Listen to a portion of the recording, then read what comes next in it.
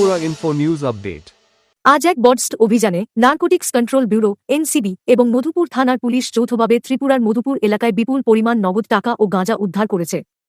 Police সূত্রে জানা গেছে, দক্ষিণ মধুপুরের ধনছড়ি গ্রামের বাসিন্দা চিন্তাহরণ নামা বয়স 58 এর বাড়িতে অভিযান চালিয়ে প্রায় 33,62,500 টাকা নগদ এবং প্রায় 50 কেজি শুকনো গাঁজা উদ্ধার করা হয়।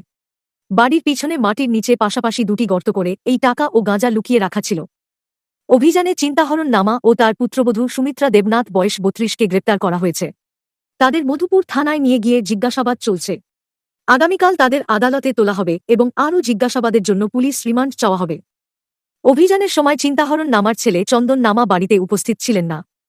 পুলিশ জানিয়েছে, গোপন সূত্রের ভিত্তিতেই এই অভিযান চালানো হয়।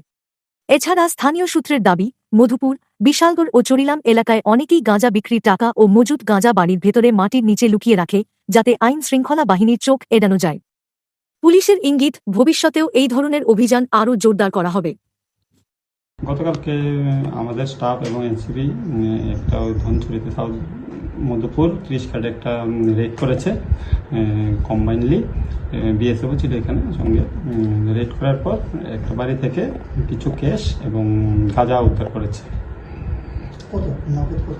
নগদ করেছে 33,62,500 টাকা।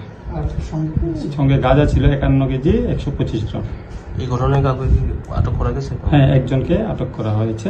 ওনার নাম হলো চিন্তাহরণ নম। ওনার বাড়ি থেকেই পাওয়া গেছে। সেখানে একজন মহিলাকে আনা হয়েছে দেখলাম। ওই বাড়িতে মহিলা ছিল একজন, যার জিজ্ঞাসাবাদের জন্য আনা হয়েছে ওনাকে।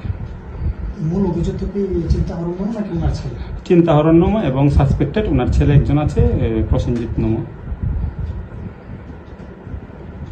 Subscribe to Tripura Info and press the bell icon so that you never miss any latest updates and news on Tripura.